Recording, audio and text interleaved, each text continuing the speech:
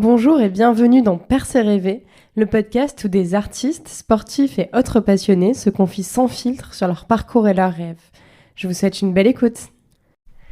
Salut Manon, bienvenue dans le podcast. Salut Justine, merci pour ton accueil.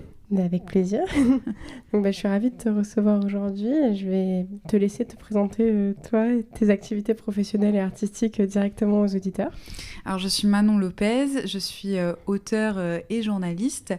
J'ai notamment publié mon premier livre aux éditions Les Persides qui s'appelle La Femme Plume en 2020 et je suis journaliste littéraire pour plusieurs revues dont Zone Critique, Le Comptoir, Mare Nostrum parmi tant d'autres et je suis aussi en création de mon propre média qui s'appelle Constellation Magazine.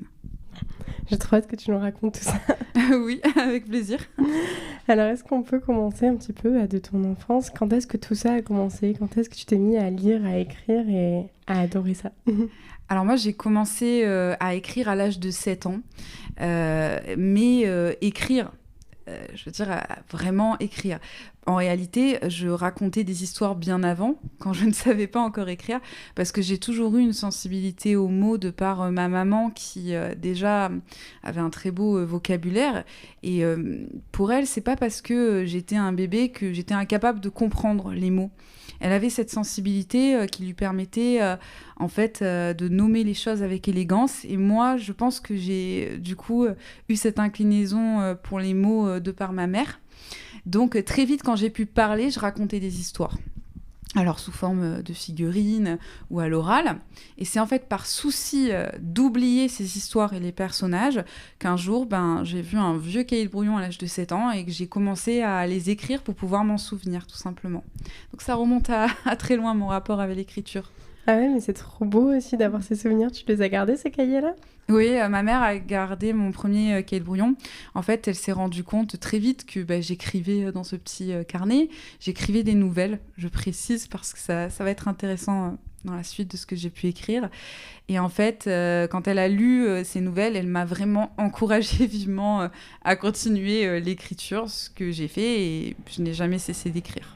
Ouais. Et elle était dans un milieu artistique ou pas du tout un milieu littéraire ? Non, mes parents sont avocats. Je dirais que ce qui se rapproche le plus des artistes dans ma famille, c'est plutôt mes grands-parents. Ma grand-mère est couturière, mon grand-père est coiffeur. Ce sont des artisans, mais ce sont aussi des artistes d'une certaine manière. Par contre, je tiens à dire que ma maman a toujours écrit, a toujours gardé des carnets, pas pour les publier, mais qu'elle a une très belle écriture. Et comme je l'avais dit, une grande sensibilité aux mots. Ce qui m'a rendue sensible, je pense, aussi aux mots. Oui, je pense que t'aurais peut-être développé cette passion-là, mais ça t'a bien aidé quand même. Oui, ça m'a bien aidé, en fait, d'avoir une maman qui aime l'art, qui aime la lecture, qui aime la littérature, tout simplement, et surtout qui sait nommer les choses, parce que certains parents, je prends toujours cet exemple, quand ils parlent du chien, un bébé, ils vont dire le waf-waf. Elle, non, elle utilisait véritable mot, ce qui fait que quand j'ai vraiment commencé à parler, donc je sais pas vraiment vers quel âge, mais ma marraine avait été un petit peu impressionnée parce que je lui avais dit tu es ravissante. Ah, ravissante, qui est un terme qu'on n'utilise pas forcément quand on est tout petit en fait, mais un terme que j'avais entendu sûrement de ma mère et que j'avais trouvé beau. Du coup, j'ai répété. Oui, je pense que c'est vraiment important pour le coup de parler avec les bons mots aux enfants. Oui, bien sûr. T'étais le premier enfant de ta mère ? Oui, je suis l'aînée. Ah voilà, donc en plus, elle l'avait dès son premier enfant. Oui, c'est ça. Et bon, après, elle a transmis à mon frère qui est venu après un autre art, une autre passion pour l'art qui est le cinéma. Donc, du coup, voilà, ça fait cette génération-là, du coup, est plutôt une génération d'artistes. Et vous avez eu de la chance en plus d'avoir des parents, je sais pas si c'était le cas pour ton frère aussi, mais qui toi en tout cas t'ont soutenu vraiment dans ta passion. Oui, et totalement. T'as encouragé. Totalement. J'ai eu des parents qui m'ont vraiment aidée et soutenue. Ma mère a toujours voulu que je fasse ce que j'ai envie de faire. Elle m'a pas imposé d'être avocate ou d'être dans le droit. Bien au contraire, quand elle a vu que j'avais une inclinaison pour la littérature, elle m'aidait en fait, elle me disait d'écrire et je lui montrais mes textes. Il y avait un véritable échange et partage qui fait que j'ai toujours assumé de vouloir écrire, j'ai toujours voulu écrire et j'ai toujours écrit. Et ça, c'est en partie grâce à son immense soutien. Et t'as jamais eu d'autre idée de métier en fait que l'idée d'écrire ? Alors si, Le métier que je voulais faire petite, en réalité, bon, j'ai toujours voulu être écrivaine, certes, mais c'est très surprenant ce que je vais dire, c'était océanographe. Ah ouais? Oui. Pas beaucoup de monde sont au courant de ça, mais en fait, je voulais être océanographe parce que j'étais passionnée par la faune marine. Et mon but, c'était sauver les animaux. Voilà, sauver les animaux marins. Après, ce qui n'est pas étonnant en réalité, j'ai beaucoup écrit sur l'océan. Et c'était le métier que je voulais faire. Ce qui m'a empêché de le faire, c'est la science, le côté scientifique qui, au fil du temps, s'est révélé très pauvre chez moi. Et qui, du coup, m'a conforté de ne pas être océanographe, mais par contre, de garder l'amour et la passion pour les animaux marins. À quel moment tu t'es rendu compte que ce serait pas océanographe, du coup, que la science, ça allait pas le faire? Je pense que dès la primaire, en fait, dans les petits exercices d'écriture, je sentais que j'étais plus littéraire, évidemment, que scientifique. Océanographe, c'est un métier scientifique. Il faut des bases assez fortes en sciences, même en maths au départ. On passe par plusieurs étapes, surtout dans l'éducation française, qui fait que je me suis rendu compte très naturellement que je ne pouvais pas assumer le côté science et qu'en réalité, ce qui me plaisait dans l'océanographie, c'était plus la combativité de ces scientifiques pour préserver l'océan. Donc finalement, combativité, ça nous rappelle, on va dire, ce qu'écrivait Sartre, hein, que la plume est une épée, c'est la meilleure des armes. Du coup, ça m'a même peut-être encore plus ramené à l'écriture. Parce qu'au-delà de le préserver de manière scientifique, il faut amener les gens à s'intéresser à ce sujet aussi. Donc, mais bien c'est ce que permet ton boulot à toi, en fait. En fait, je pense, ce qui me plaisait indirectement, c'était le côté transmetteur qu'ont les artistes. C'est-à-dire, je pense qu'on a une plume ou un instrument de musique ou autre pour servir une cause. Et je pense qu'on verra d'ailleurs, je pense, dans la suite de ma carrière, que ça a été le cas. Oui, sûrement. Donc j'imagine que tu as tout naturellement fait un bac L, donc bac littéraire arrivé au lycée. J'ai fait un bac littéraire avec option langue étrangère. D'accord. Et donc après, comment tu as choisi tes études? Alors, je dirais que j'ai choisi mes études sans les choisir. En fait, j'ai toute ma vie beaucoup travaillé. Toute ma jeune vie, hein, je n'ai que 30 ans, mais mon adolescence, ça a été que du travail. Je voulais être la meilleure parce que j'avais un besoin de reconnaissance profond.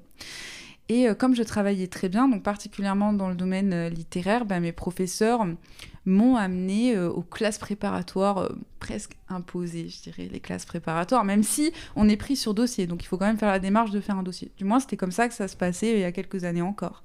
J'ai été prise directement parce que j'étais majeure de promo au lycée. Et du coup, je suis arrivée aux classes préparatoires aux grandes écoles en Hippocagne et Cagne. Ça a été un parcours très difficile. J'aime appeler ça l'armée intellectuelle. C'est très formateur, mais ça fait très mal aussi. Ça peut laisser des séquelles. Donc du coup, j'ai fait les classes préparatoires aux grandes écoles où je suis ressortie avec, on va dire, une équivalence pour l'université en lettres modernes et philosophie. Je précise, je n'ai pas eu le concours de Normal Sup. J'ai échoué et j'ai décidé de ne pas le repasser. J'ai échoué pour problèmes de santé, troubles du comportement alimentaire, notamment, qui ont fait que j'ai raté totalement mes examens. Oui, et tu devais pas être aidée par la prépa pour vaincre ça en plus. Pas du tout. J'étais en fait très malade et les troubles du comportement alimentaire ont diminué, je dirais, mes capacités cognitives de concentration. On avait des examens qui duraient plus de 5 heures. C'était très dur dans plusieurs matières. En fait, il y avait des cols aussi. Les cols, c'est les oraux qu'on passe en classe préparatoire. Et c'est surtout, on va dire, le contexte, le niveau de travail, les commentaires désobligeants des professeurs, parce qu'il y a aussi beaucoup de ça, même si il y avait de merveilleux professeurs aussi en classe préparatoire. Il y en avait qui faisaient des commentaires très désobligeants, donc il y avait une pression psychologique et aussi physique, puisque en fait, j'étais en trouble du comportement alimentaire, qui ont fait petit à petit que je n'ai pas eu Normal Sup, et j'ai pas décidé de le retenter d'ailleurs. Tu les as développés en prépa ou ils étaient déjà présents avant? Oh non, ils étaient présents depuis mon enfance. Ah voilà, mais donc ils se sont accentués à ce moment-là. Oui, ils se sont accentués à ce moment-là parce que aussi c'était des études très compliquées. C'est pas étonnant en fait que quand on a l'image des classes préparatoires, on a l'image de l'élite, parce que d'une certaine manière, c'est une dose de travail qui est énorme pour des personnes qui ont juste 18 ans et qui en plus été pour la majorité des personnes très fortes à l'école et qui se retrouvent avec parfois des notes négatives, un fait réel. J'ai eu une note négative en anglais alors que je suis quand même bilingue, donc c'est assez incroyable. Ouais, fallait le faire. Mais ça n'arrive qu'en hypocagne, bien évidemment. C'est ça. C'était vraiment très compliqué. Je sais que certaines personnes ont même atterri en hôpital psychiatrique parce qu'ils n'ont pas supporté la pression, et je le comprends 1000 fois. Mais je te remercie en tout cas d'en parler dans le podcast, parce que c'est souvent une question qui est très taboue. C'est vrai qu'heureusement on en parle de plus en plus, mais du coup c'est très bien de l'évoquer. Ça fait totalement partie de mon histoire, et c'est vrai que j'ai aucun tabou vis-à-vis des troubles du comportement alimentaire. C'est un sujet qui est important à mettre en avant. J'ai beaucoup mis en avant aussi dans mes textes, et j'espère que beaucoup d'artistes le feront également. Et qu'est-ce qui t'a aidé ou t'aide un peu à en sortir ? Je pense que... je sais pas si on en sort vraiment. Je pense que ça nous laisse des séquelles, bien évidemment, mais ce qui peut nous aider à en sortir, c'est l'entourage, et c'est aussi une prise de conscience de ce qu'on est et de l'amour de soi. S'aimer tel que l'on est de manière inconditionnelle, et se dire qu'on n'est pas un chiffre sur la balance ou qu'on n'est pas une taille de vêtements. Je pense que déjà, quand on reprogramme notre esprit à penser de cette manière, on va être moins enclin aux troubles du comportement alimentaire. Après, bien évidemment, ça laisse des séquelles. Parfois, il y a des pensées vagabondes à certains moments qui sont là. Mais l'idée, c'est d'arriver à les contrôler et à s'aimer, peu importe les commentaires et peu importe les normes sociétales qui font état finalement du poids d'une personne et de son physique, mais jamais de la douleur et de l'horreur qu'on peut vivre avec les TCA. Merci beaucoup pour ça. Avec plaisir. Si on reprend sur ton parcours, donc tu as fait ce choix pour te préserver, en fait, donc de ne pas repasser le concours de l'ENS. Alors oui, mais surtout parce que je me suis rendu compte que c'est pas ce que je voulais faire. Alors, je pense que c'est un peu typique des personnes de ma génération, qu'on sait pas vraiment ce qu'on veut faire. On veut plaire un peu aux professeurs, on veut aussi plaire un peu aux parents. Je sais que mon père voulait vraiment que j'ai une carrière dans le commerce que je n'ai jamais eu parce que j'avais pas envie. Mais en fait, je me suis rendu compte que Normal Sup, ce n'était pas fait pour moi. Donc tout naturellement, j'ai suivi le parcours classique. J'ai été en L3 à l'université, où j'ai poursuivi les lettres modernes et j'ai poursuivi la philosophie. Ensuite, il y avait un choix de master qui se montrait à moi, c'est-à-dire soit la recherche, soit aller directement en enseignement et devenir professeur. Et en fait, j'ai fait un choix absolument inattendu, puisque tout le monde me voyait professeur. En fait, non, j'ai fait de la recherche. Donc, pourquoi ? Parce que j'avais eu une professeure en initiation à la littérature générale et comparée qui m'avait fascinée, Madame Christelle Pinsonna. Et en fait, je me suis dit, waouh, j'adore écrire, rechercher, pousser plus loin l'analyse littéraire, découvrir de nouveaux auteurs. C'est comme ça notamment que j'ai découvert Tchekhov, un auteur que j'aime beaucoup. Et je me suis dit, c'est un très bon moyen, en fait, non seulement d'acquérir une grande culture littéraire, mais surtout d'écrire, parce que la recherche, c'est principalement de l'écriture. Donc tout me ramenait encore à l'écriture, en fait. J'ai fait donc un master recherche en littérature générale et comparée, où j'ai écrit 2 mémoires. 2 mémoires qui sont assez longs pour des mémoires de master. Ils font plus de 200 pages. Et paradoxalement, ces mémoires m'ont mené à étudier les croisements entre la littérature et le cinéma. D'où le fait que lorsque j'ai validé mes masters, enfin mon master, je dis mes masters parce qu'en fait ça traverse ces 2 mémoires, j'ai eu un master en cinéma aussi.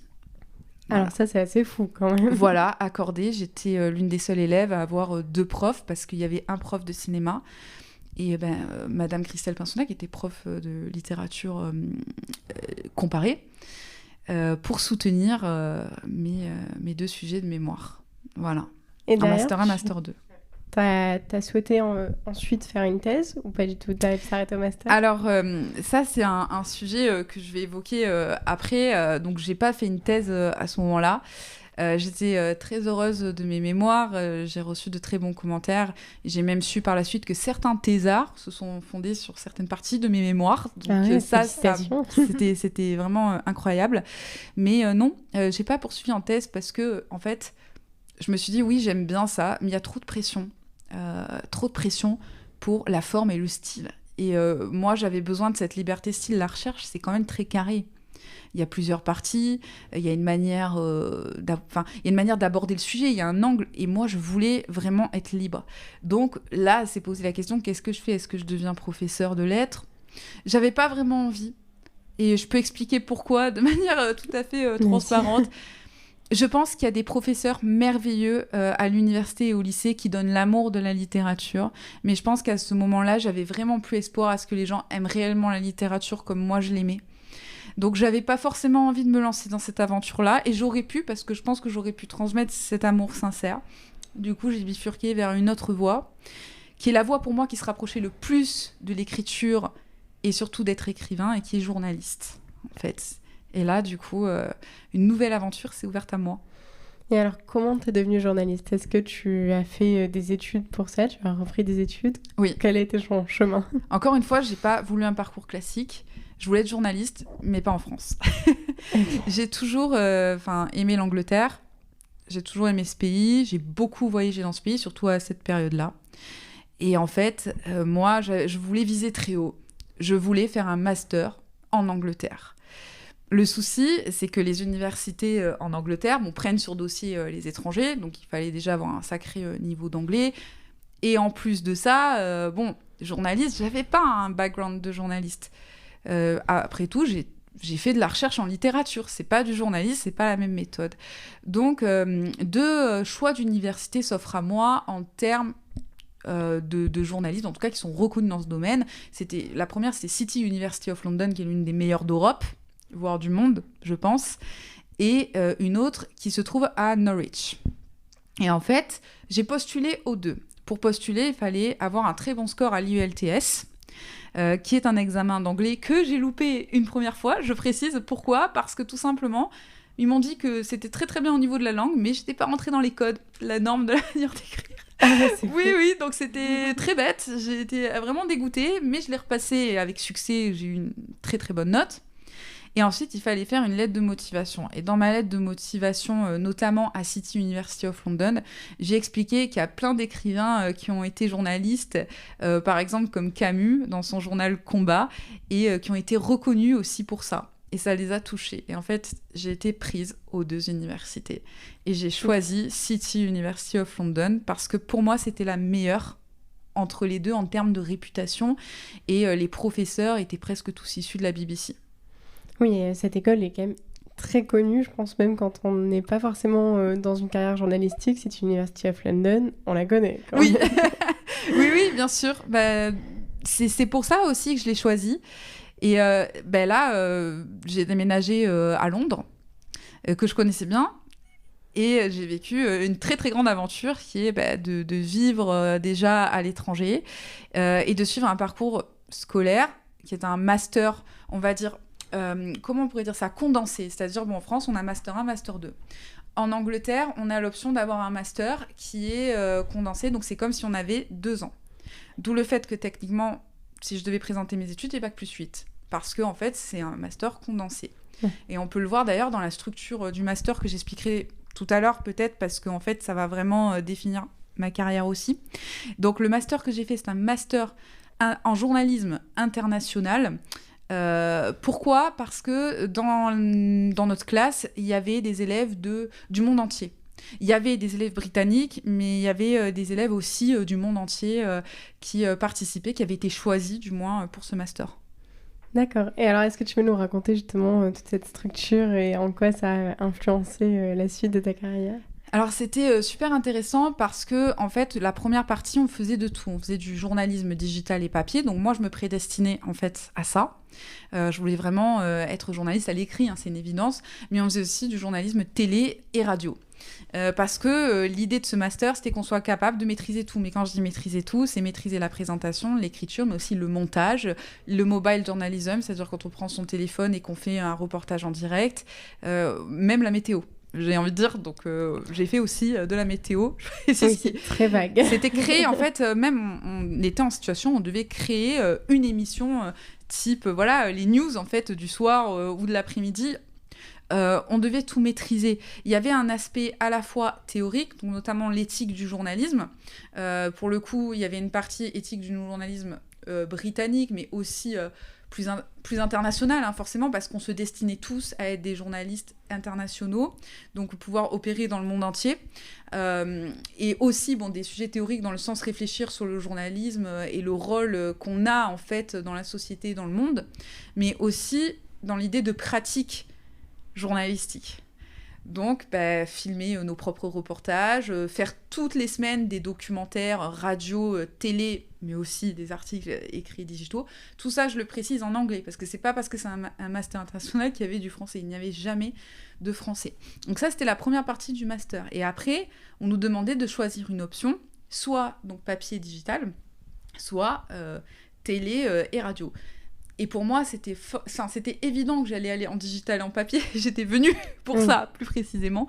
Mais en fait, j'ai une professeure qui est assez connue en Angleterre et qui était à la BBC, notamment en radio, qui m'a convoquée quand elle a vu mon choix et qui m'a dit « Franchement, je ne te vois pas tant que ça dans le papier ou le digital. Du moins, tu pourrais y être, mais je te vois à la télé. » Et moi, j'étais pas trop sûre parce que déjà, j'avais un petit accent français, on peut pas se le cacher, qui pouvait très très vite revenir. Et puis, j'avais un petit peu peur aussi de parler en live ou en direct alors que j'étais étrangère.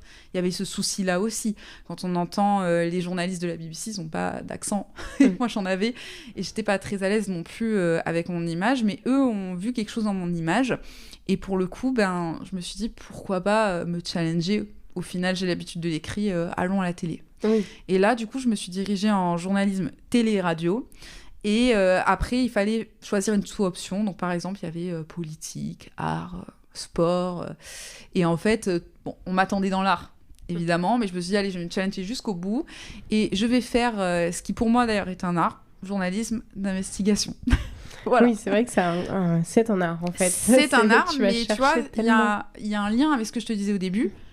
Il y avait ce côté combatif. Je voulais sauver le monde, en fait, clairement. En fait. Donc, du coup, j'ai choisi cette option. Et tu as travaillé ensuite, du coup, dans le journalisme d'investigation ? Non, mais j'ai fait un reportage, on va dire, pour notre documentaire en journalisme d'investigation, qui est comme un vrai documentaire, puisque on travaillait la pratique. En fait, je me suis concentrée sur l'une des plus grandes associations britanniques pour l'autisme. Je ne citerai pas son nom, bien évidemment, j'ai eu suffisamment de problèmes avec eux. Et en fait, le but, c'était de trouver un sujet d'investigation. Et j'ai découvert qu'en fait, dans leurs maisons résidentielles, certaines de leurs maisons résidentielles, où en fait, on pouvait y placer un proche autiste pour, je dirais pas pour les soigner, on ne soigne évidemment pas l'autisme, mais on va dire pour prendre soin d'eux, mais en fait, certains étaient maltraités. Et en fait, à partir de divers témoignages, j'ai réussi à trouver cette information. Sauf que, dans le journalisme d'investigation, on va aussi demander la parole de l'autre partie, ce que j'ai fait. Et en fait, ils ont contacté mon université, très, très mécontents. Sauf que, évidemment, j'ai été défendue par l'un des plus grands journalistes de la BBC, monsieur James Rogers, à ce moment-là, qui s'est même demandé, au final, si tout ça n'était pas vrai, vu qu'ils ont pas mal angoissé. Mais à partir de ce moment-là, j'ai vécu ça comme un échec, d'une certaine manière, du fait que j'ai dû taire l'affaire, et rien ne s'est passé. Et je me suis rendu compte que ce fantasme que j'avais de sauver le monde était bien plus complexe, et qu'en tant que journaliste d'investigation, on prend beaucoup de risques pour ça, pour parfois des résultats qui sont pas à la hauteur de ce qu'on attend. Ce qui fait que c'est un métier qui est très difficile. Très difficile émotionnellement, et je pense que moi, au vu de ma sensibilité extrême, déjà ça avait été éprouvant de recueillir des témoignages, au vu de ma sensibilité extrême, c'était peut-être pas fait pour moi, du moins pas sous cette forme-là, sous une autre forme qui est peut-être l'art littéraire, du moins.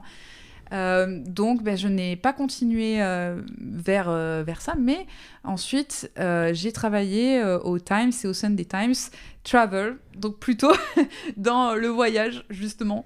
Voilà. Et t'es restée combien de temps du coup en Angleterre ? Je suis restée à peu près 1 an, mais après j'ai vite décidé de revenir en France parce que j'ai compris que malgré tout, être française là-bas, ça pouvait être compliqué. Du moins, moi, je l'ai vécu comme quelque chose de compliqué et j'avais très envie de retourner quand même dans le système français et voir si je pouvais faire mes armes dans le journalisme français. Et ça a été tout aussi difficile, d'ailleurs. Voilà, c'est ce que j'allais dire. Là, tu sors d'une école qui est quand même brillante. Qu'est-ce qui se passe quand tu arrives à Paris avec ce CV-là ? C'est très compliqué. En fait, déjà, de trouver des piges, de se faire payer, d'avoir la carte de journaliste que je n'ai jamais eue. Je tiens à le préciser. Et en fait, moi, je décide vraiment de me mettre en indépendant et de créer mes propres projets. Notamment 2 séries de documentaires qui sont sortis entre 2018 et 2019, Être femme aujourd'hui, où je mettais à l'honneur des femmes au parcours extraordinaire, et Constellation, qui était une série de documentaires sur des artistes connus ou pas connus et sur leur parcours. Donc je me lance en indépendant, j'essaye de trouver des piges, mais c'est compliqué. Il arrive un événement qui me touche personnellement et qui va mettre fin à tous mes projets et donc à mes projets journalistiques par la même occasion. C'est la mort de mon amie Marion, décédée après un très long combat contre le cancer en fin 2018, plus précisément le 30 décembre 2018. Elle était une des figures d'Être femme aujourd'hui. Elle avait voulu participer au documentaire pour laisser une dernière trace de sa présence sur Terre, un message extrêmement fort. Et je pense qu'à partir de ce moment-là, j'ai eu l'impression que plus rien ne pouvait porter mes messages, en fait. Donc, j'ai quitté le journalisme petit à petit suite à ça, pour trouver un travail beaucoup plus convenable, déjà même en termes financiers, dans la communication, qui est un peu le frère maudit du journalisme, mais qui fonctionne mieux au niveau financier, particulièrement à Paris. Et donc, qu'est-ce que tu as fait dans la communication ? C'est quand même un domaine qui est extrêmement grand. Alors, paradoxalement, c'était dans le domaine de la finance, qui n'est pas du tout un domaine fait pour moi, et que j'aimais pas particulièrement ça. Et puis qui est pas cohérent avec ton parcours jusqu'à présent. Pas du tout, mais il n'y a pas vraiment de cohérence dans mon parcours. En fait, surtout, je créais des podcasts, des vidéos, des interviews. En fait, je restais dans une forme de cohérence par rapport à ce que... En fait, c'était du journalisme, mais adapté à la boîte. Donc, on peut pas appeler ça du journalisme, on va appeler ça de la communication. Voilà, je créais leurs articles, leurs posts sur les réseaux sociaux. Voilà, je faisais à la fois du community manager et à la fois de la communication. Et en fait, en soi, ça me convenait parce qu'au niveau financier, c'est bien. Mais en fait, j'étais surtout dans une période où j'avais besoin de stabilité et j'avais vraiment mis ces projets-là journalistiques de côté. Par contre, ce que j'avais pas mis de côté, c'était mon écriture. Ce qui fait que tout en ayant ce travail, j'avais un compte Instagram sur lequel je postais mes documentaires, donc Être femme aujourd'hui et Constellation, du moins des petits extraits pour que les gens aillent voir ensuite sur ma chaîne YouTube. Et c'est à partir de ce moment-là que j'ai commencé à poster des textes littéraires. Donc à revenir finalement à vraiment les origines de ma passion. Oui. Donc la prose poétique, la poésie. Et là, qu'est-ce qui se passe ? Tu es resté combien de temps dans cette boîte ? Alors, dans cette boîte, j'y suis restée longtemps, 3 ans, à l'issue de laquelle je suis partie par rapport à une dépression, burn-out, dépression. On peut appeler ça comme on veut, même si c'était pas l'origine de ma dépression, ça a vraiment contribué, du moins, à ça. Voilà, d'une manière ou d'une autre. Et je suis partie de la boîte suite à ça. Et ensuite, j'ai habité à Porto pendant 1 an, où j'ai encore fait un boulot dans la communication et dans une structure plutôt recouvrement de créances, pareil. Mais pour moi, l'idée, c'était surtout de partir à Porto et d'essayer de guérir de ma dépression. Et ça t'a fait du bien ? Oui, vraiment. Je pense que ça, je pourrais te l'expliquer puisque il s'agit de cette année-là, en fait, de 2023, où j'ai pu vraiment guérir. D'accord, vas-y, je te laisse l'expliquer si tu veux. J'ai voyagé seule, en fait, même si j'ai déménagé à Porto en septembre 2022, j'ai voyagé seule jusqu'en septembre 2023 dans le monde. Ça a été un moyen pour moi aussi d'apprendre à me connaître, apprendre à cheminer seule. Et aussi comprendre certains événements qui se sont passés dans ma vie. Pour être tout à fait honnête, je pense qu'une dépression a des sources parfois bien plus profondes qu'on ne le pense et qui remontent à beaucoup d'années. Comme j'avais expliqué au début de ce podcast, je travaillais beaucoup, j'avais besoin de reconnaissance dans l'adolescence, donc je dirais que toutes les phases qu'on passe en tant qu'adolescent, je n'ai pas pu les passer, j'ai dû grandir très très très vite pour pouvoir avoir des très bonnes notes et être remarquée en fait par ça. Donc j'ai beaucoup enterré de vieux démons, de vieux squelettes, qui sont bien évidemment ressortis à un moment donné parce que il faut qu'ils ressortent, ils peuvent pas rester là. Et ça a été cette période, donc fin fin 2022 très compliqué. Et j'ai senti en fait que j'avais passé vraiment toute ma vie à me mettre de côté, à ignorer certaines choses pour pouvoir bien travailler. Donc, en janvier 2023, je décide de partir seule, vraiment, dans le monde, voyager, faire des rencontres qui changeront ma vie, et en tirer quelque chose de positif. Et surtout, je l'ai documenté, que ce soit par vidéo, par photo et par écrit. Et là, je suis dans l'écriture d'un livre qui ne sera pas une autobiographie, par souci de certaines personnes dont je vais parler, et que je ne veux pas être accusée de diffamation. Donc, ce sera sous la forme romanesque. Donc en fait, c'est bien parce que ce voyage, à la fois, il te fait du bien, en même temps, il te fait te reconnecter à ce qui était le point de départ, en fait, à ce que tu voulais faire, l'écriture.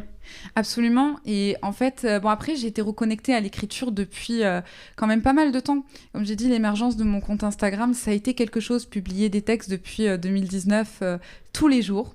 Des textes littéraires pour ma communauté. Donc depuis 2019, mes lecteurs me lisent tous les jours. Certains me lisent du coup depuis presque 5 ans. En permanence, parfois il y avait plusieurs textes. Ça a été déjà une reconnexion à l'écriture, donc par le biais du digital. Hein.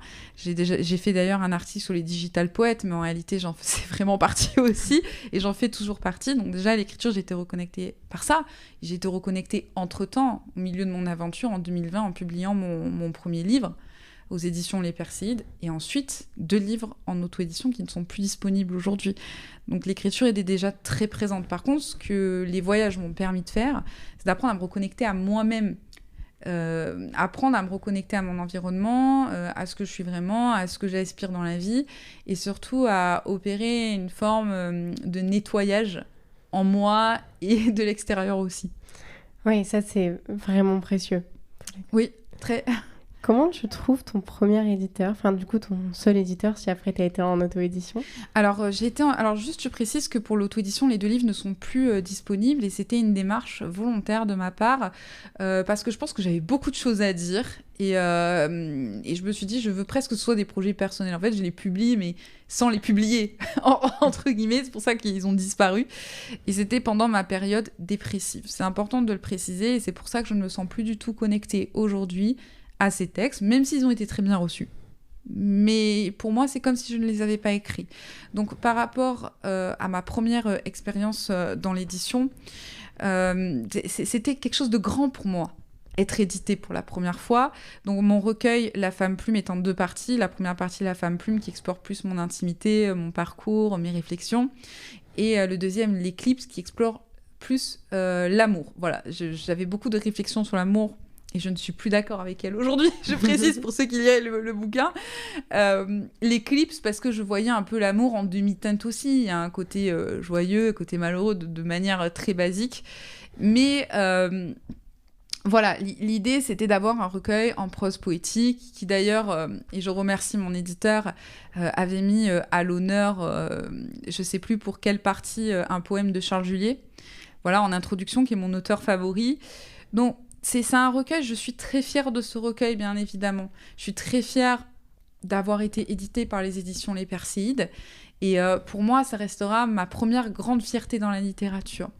Après, on se fait peut-être cette réflexion, je ne sais pas ce qu'en pensent les autres auteurs, mais j'ai tellement évolué de par ma dépression qui a été presque un changement radical de vie, et que ce livre est sorti au début de ma dépression, sans présager que j'aurais une dépression, en fait, parce que le processus d'édition dure des mois, et surtout, mon éditeur a vraiment tout fait pour qu'il y ait une très belle édition, que ce soit un très bel objet, parce que c'est un esthète, et c'est un artiste aussi.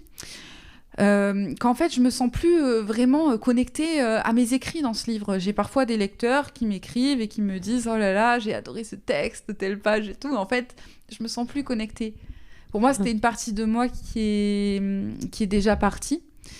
C'est une théorie que j'ai, qu'en fait, on se préoccupe beaucoup de la mort physique, mais on subit beaucoup de mort spirituelle. Et moi, je suis morte tellement de fois que du coup, cette version-là de moi qui a écrit ce livre est décédée depuis très longtemps. Donc j'ai un petit peu de mal à me reconnecter, même si ça reste une grande fierté. Et j'invite les gens, bien sûr, à le lire, tout en prenant conscience que ça a illustré une période de ma vie, et que aujourd'hui, si on me demandait de réécrire le livre, j'écrirai pas forcément de cette manière-là. Je nuancerai beaucoup mes propos déjà sur l'amour parce que entre-temps, j'ai pu voir l'amour différemment, mais même sur moi-même en fait.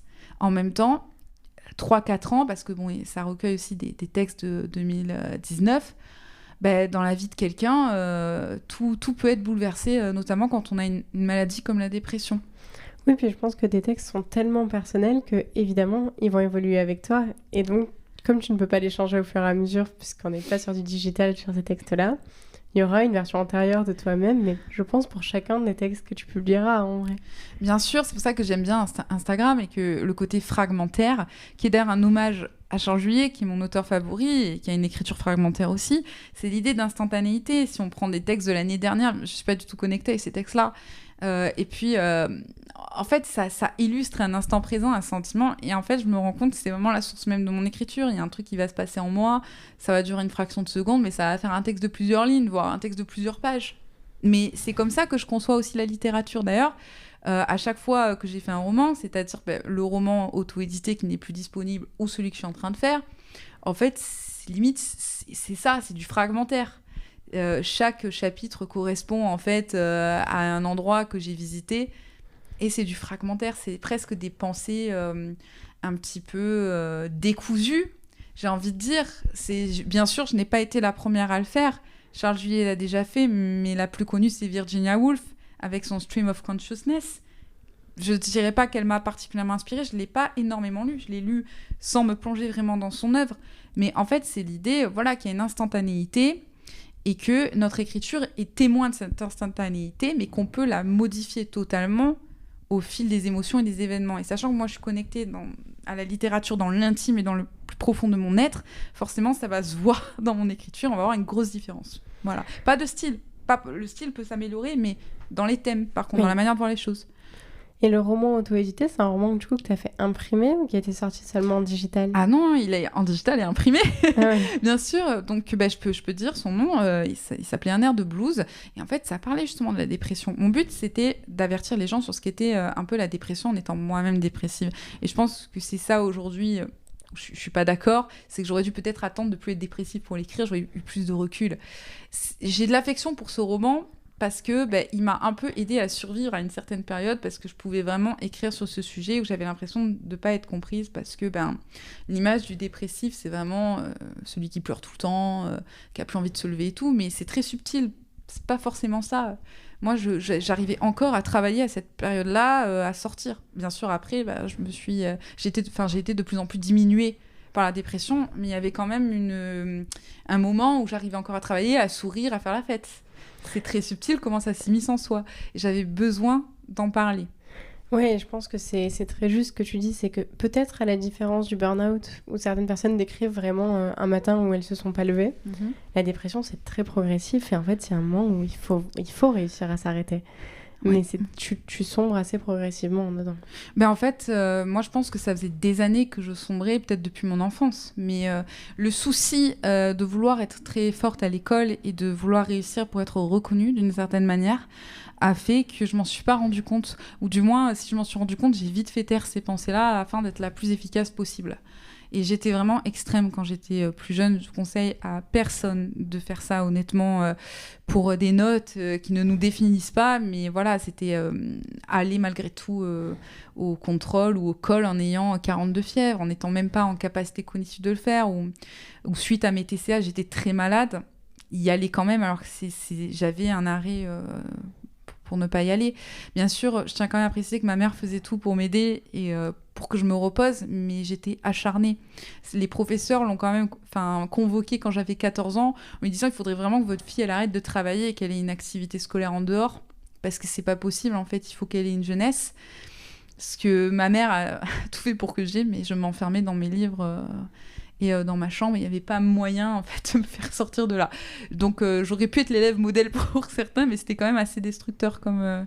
Mais je pense que de toute façon, si les démarches ne viennent pas de toi, c'est très dur pour les parents, je pense, autour, mais tu es obligé, c'est tellement profond qu'il faut que ça vienne de toi, ça ne peut pas venir d'un tiers. Bien sûr, et c'est pour ça que c'est une dépression qui s'est déclenchée à l'âge à peu près de mes 27 ans, parce qu'en fait, elle était là depuis 20 ans. Elle était présente en moi, il a fallu du temps. Et bizarrement, elle est arrivée au moment où j'ai été diplômée de City London. Donc ça y est, tout était bon. J'étais diplômée d'un deuxième master, j'allais pas faire en troisième. Donc j'avais plus besoin d'être autant efficace. Oui, c'est bon. Donc au final, elle pouvait se montrer parce que je n'allais pas refaire des études. Le travail, c'est un petit peu différent que les études. Oui, il y a l'idée de compétitivité et de performance, mais c'est un peu différent parce qu'il n'y a pas d'examen à passer. On va réfléchir d'une autre manière. On est un peu plus libre, je dirais. Donc, je pense que naturellement, dans mon cerveau, ça s'est présenté comme ça. Ça s'est dit, c'est bon, maintenant, tu as fait ton temps. Ça y est, je peux sortir. C'est bon, tu peux prendre soin de toi, tu peux lâcher. Et c'est surtout très violent. C'est très violent parce qu'on prend 20 ans dans la figure. Et là, c'est très dur, je dois avouer. Ouais, je pense que... En fait, j'admire le fait qu'aujourd'hui, tu arrives à dire que c'est en grande partie derrière toi. Parce que je pense que quand tu es au plus profond de ça, tu le vois pas être de porte de sortie. Et c'est beau de pouvoir dire aujourd'hui dans le podcast que c'est bon, il y a une porte de sortie. Il y a une porte de sortie, je tiens à le préciser vraiment, parce que même aujourd'hui, je suis un peu dure avec les dépressifs, et parce que je l'ai été.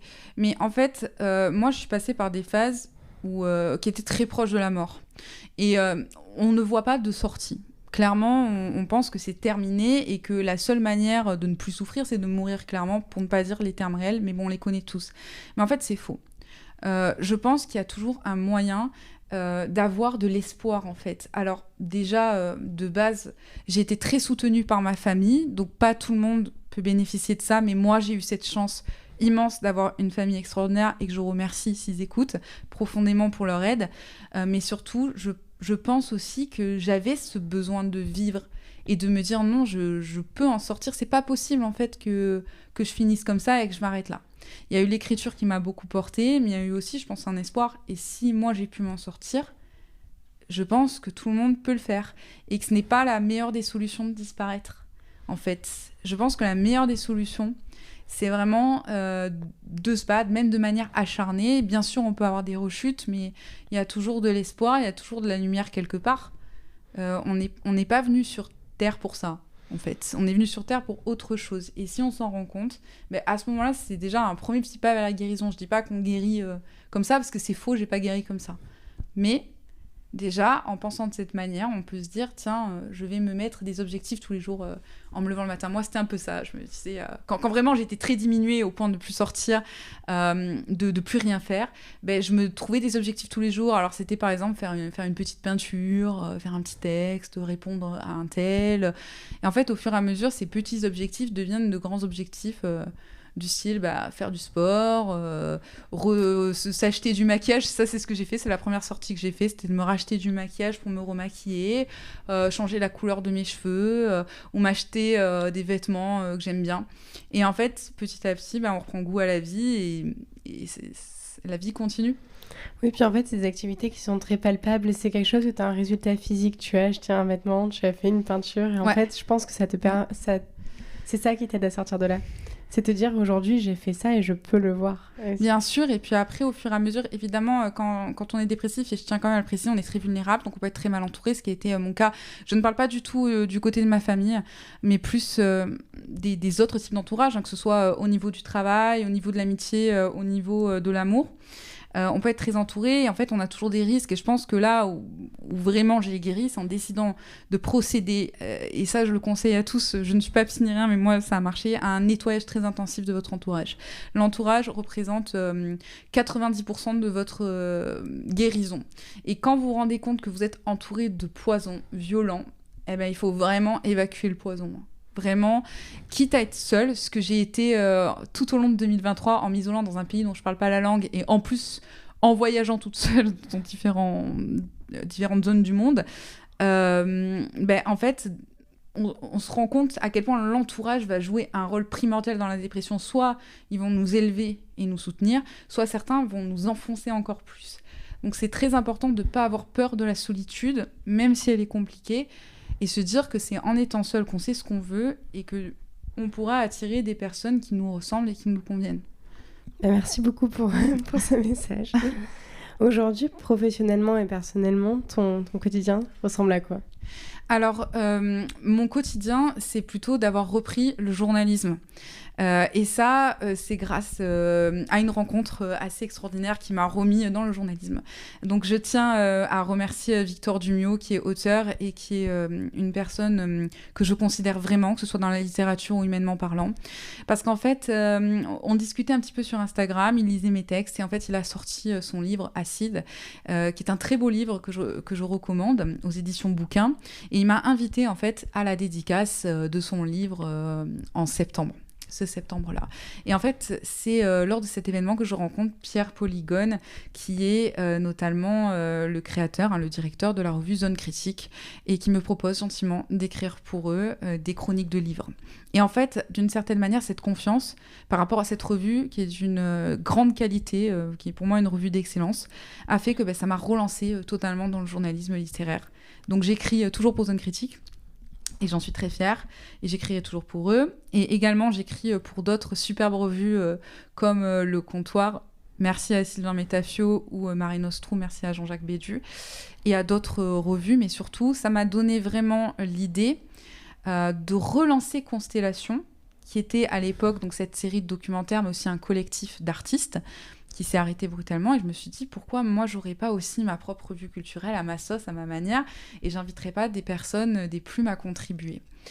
Et à force de penser, je me suis dit ok, je vais relancer Constellation, et je vais aussi ajouter, puisque j'étais journaliste télé, une partie podcast et une partie vidéo, comme à l'époque, pour faire un clin d'œil. Et la machine est relancée, et sera d'ailleurs définitivement lancée en janvier 2024. On a trop hâte de voir ça. Merci beaucoup. Mais de toute façon, je partagerai tout sur les réseaux du podcast. Merci, c'est gentil. Et donc là, ça va. Est-ce que tu peux en dire un peu plus sur qu'est-ce que tu attends de ce projet, à quoi ça va ressembler À la base, Constellation, c'était l'idée de mettre en avant des artistes connus ou moins connus.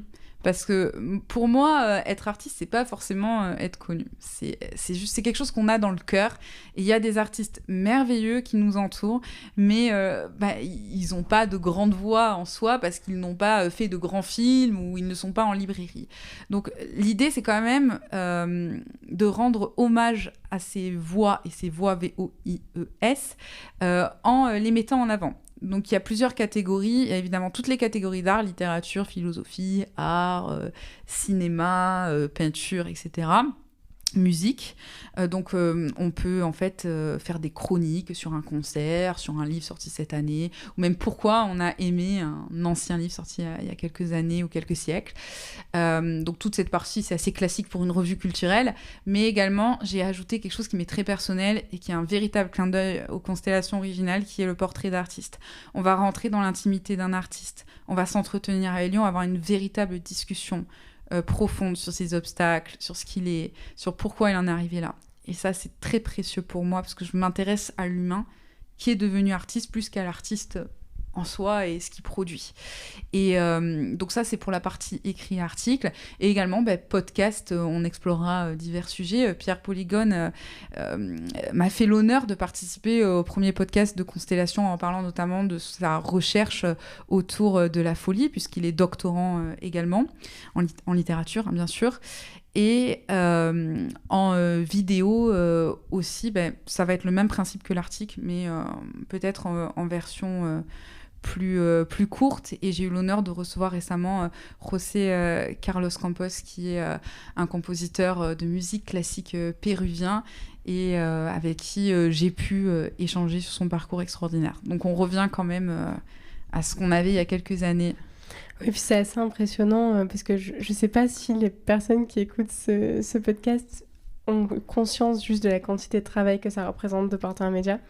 Mais déjà, quand je vois simplement un support podcast, c'est incroyable ce dans quoi tu te lances. Enfin, c'est un travail immense. Je ne suis pas seule. Je suis très bien accompagnée par mon compagnon qui est dans le cinéma, qui est acteur également et réalisateur et qui m'aide énormément sur ce projet. Il fait intégralement partie du projet et sans lui, Constellation ne serait pas à nouveau là, je pense, parce qu'il m'a donné l'impulsion intime de me reconnecter à moi-même et donc à ce projet qui me tenait à cœur. Projet que j'ai arrêté, je précise, à la mort de mon ami. C'est aussi une manière de la faire revivre.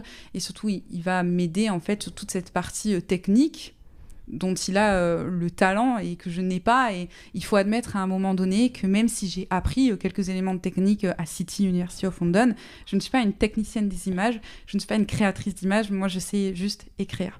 Et je pense qu'à un moment donné, il faut admettre quand on a des limites et on doit se faire aider. Et je vais me faire aider par la meilleure personne qui soit pour ce travail-là. Donc je suis très contente. Très chouette.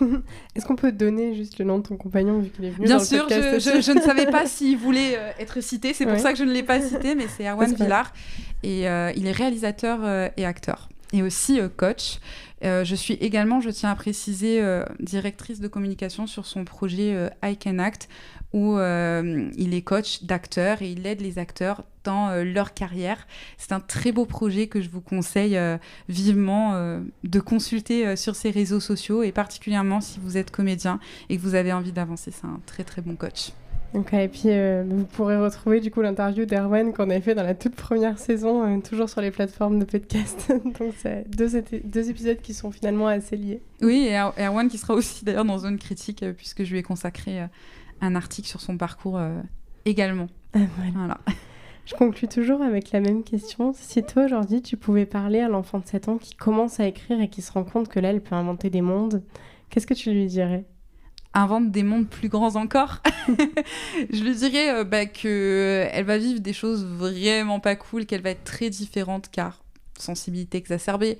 Est-ce que je dis le terme hypersensible qui est générique et que je déteste ? Oui, au moins peut-être que le public va comprendre, même si ce terme, je trouve qu'on se l'approprie un peu trop facilement.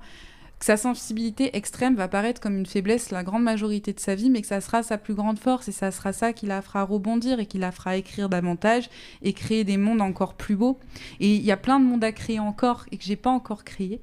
Mais en tout cas, je lui dirais de ne jamais cesser d'écrire, de continuer, on va dire écrire, peu importe, même lorsqu'elle est pas bien, de continuer à écrire, parce que c'est la plus belle chose que Dieu lui ait donnée, justement, cette capacité d'écrire, de jouer avec les mots et finalement peut-être d'apporter ne serait-ce qu'un petit sourire à quelqu'un parce que ce sera son but. Certes, j'ai toujours rêvé d'avoir le prix Goncourt, si l'univers m'entend, mais ça, je pense que c'est très superficiel par rapport à mon rêve qui est déjà réalisé, que juste quelques personnes soient... je sais pas, se sentent mieux dans leur vie en lisant mon petit texte le matin. Et j'espère que ce sera pareil avec mes livres tout au long de ma carrière qui, j'espère, sera longue dans ce milieu. J'en doute pas une seule seconde. Merci. Merci beaucoup d'être venue dans le podcast. Merci à toi, Justine, pour ton accueil chaleureux et pour tes questions très pertinentes. Merci. L'épisode est maintenant terminé. J'espère qu'il vous a plu. N'hésitez pas à vous abonner au podcast sur les plateformes et sur les réseaux sociaux pour ne rien manquer de son actualité. Et je vous dis à très bientôt.